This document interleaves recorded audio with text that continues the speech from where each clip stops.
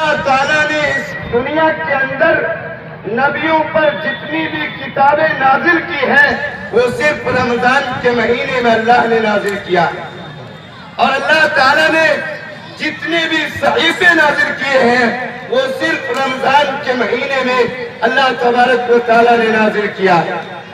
اور سب سے بڑی خوش قسمتی کی بات کہ جو فرشتہ اللہ کے عرش کو تھامے ہوتا ہے، اللہ تبارک و تعالیٰ رمضان کے مہینے میں حکم دیتے ہیں، اے فرشتوں کی جماعت اب سجدہ نہ کرو، اب میرے عرش کو نہ پکڑو، اب میرے سامنے رکوع نہ کرو، اب میرے سامنے قیام نہ کرو، اب میرا محبوب بندہ جو روزہ رکھے گا ان کی دعاؤں پر آمین کہا کرو۔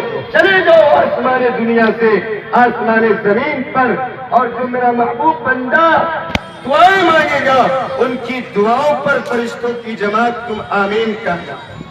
یہ بڑی قابل مبارک باتیں ہیں کہ اہل ایمان کی دعاؤں پر اللہ کے نورانی فرشتے آمین کہا کرے، اس سے بڑی عظمت اور کیا ہو سکتی ہے۔ بہرحال یہ رمضان المبارک کا مہینہ جو ہم سے جدا ہوا، یہ ہمیں اللہ نے اپنے آپ کو بنانے اور اپنے آپ کو سنوارنے، اپنے آپ کو نکھارنے اور اپنے آپ کو سفید آئینے کی طرح، صاف شفاف آئینے کی طرح بننے کے لیے اللہ نے رمضان کا مہینہ ہمیں عنایت کیا ہے۔ رمضان ایک بھٹی ہے، رمضان ایک بھٹی ہے، جس طرح آگ کی بھٹی میں زنگ آلود آگوں کو تپا کر کے صاف ستھرا کیا جاتا ہے، پاک پوتر بنایا جاتا ہے، اسی طرح اللہ نے اہل ایمان کو رمضان المبارک کا مہینہ اپنے آپ کو پاک بنانے کے لیے، اپنے آپ کو صاف بنانے کے لیے، اپنے آپ کو پوتر بنانے کے لیے، اپنے آپ کو اللہ کے قانون کے مطابق زندگی گزارنے کے لیے، اللہ کے حبیب کی سنت کے مطابق زندگی گزارنے کے لیے یہ باریکی کا، یہ ایک ننھا مہینہ عنایت کیا ہے کہ اس ماہ مبارک کو جو اچھے طریقے سے گزار لے گا وہ یقیناً 11 مہینہ کو اللہ کے حکم کے مطابق گزارے گا۔ یقیناً وہ بندہ اللہ کے حبیب علیہ السلام کی سنت کے مطابق 11 مہینے کو بھی گزارے گا۔ یہ دراصل اہل ایمان کو سنوارنے، اہل ایمان کو بنانے اور اہل ایمان کو مزین کرنے کے لیے اللہ تبارک و تعالی نے یہ رمضان کا مہینہ عنایت کیا۔ کیوں؟ اس لیے اللہ کو بندوں کی عبادت کی کوئی ضرورت نہیں ہے۔ میں ہر اپنی باتوں میں یہ بات ضرور کہا کرتا ہوں کہ اللہ کو میرے سجدوں کی کوئی ضرورت نہیں ہے، میرے رکوع سجدے کی، قرآن کی تلاوت کی کوئی ضرورت نہیں ہے۔ اگر عبادت مقصود ہوتا اہل ایمان سے تو اللہ کے فرشتے اللہ کی عبادت کے لیے کافی تھا۔ اگر اللہ کو عبادت صرف مقصود ہوتا تو اللہ کے فرشتے اللہ کی عبادت کے لیے کافی و شافی تھا۔ اللہ بندے سے مجاہدہ طلب کرتا ہے، قربانی طلب کرتا ہے کہ میرا بندہ میری چاہت کو دل میں کتنا رکھتا ہے، میری محبت کو دل میں کتنا رکھتا ہے، میری محبت میرے بندہ کے دل میں غالب ہے یا دنیا کی محبت میرے بندہ کے دل میں غالب ہے۔ اصل مجاہدہ اللہ تبارک و تعالیٰ کو طلب ہے کہ میرا بندہ ایک حکم آتا ہے، ایک سرا آتا ہے، ایک سڑک کا کونا آتا ہے، ایک راہ، ایک پیراہا آتا ہے جو غلط کی طرف جا رہا ہے اور ایک صحیح راہ کی طرف جا رہا ہے۔ اللہ چاہتا یہ ہے کہ دیکھوں میرا بندہ اس راہ پہ جاتا ہے یا اس راہ سے بچ کر نکل جاتا ہے۔ یہی اللہ کو مطلوب ہے۔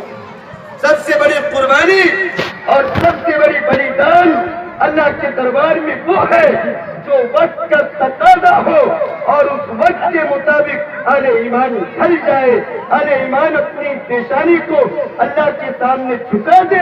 یہ سب سے بڑی قربانی اس وقت کی ہوا کرتی ہے۔ اس دھرتی پر سب سے بڑی قربانی حضرت اسماعیل علیہ السلام کی ہے، لیکن اس وقت کی سب سے بڑی قربانی امت مسلمہ کی یہ ہے کہ وہ اللہ کے راستے کو مضبوطی سے تھام لے، اللہ کے حبیب علیہ الصلوۃ والسلام کی سنت کو مضبوطی سے تھام لے اور دو ٹولی میں تقسیم نہ ہو، جمعیت کا اپنے اندر بھرپور مظاہرہ کرے۔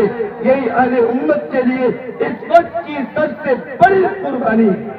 اور اگر آپ جمعیت کو برقرار نہ رکھے، اللہ کے قانون کی پاسداری نہ کیا، اللہ کے حبیب علیہ الصلوۃ والسلام کی سنت کو پر عمل نہ کیا، تو یقین مانیے یہ قربانی فوت ہو جائے گی اور آپ کی آنے والی نسلیں ٹولیوں میں بچ جائے گی، آنے والی نسلیں رائے حق سے بھٹک جائے گی۔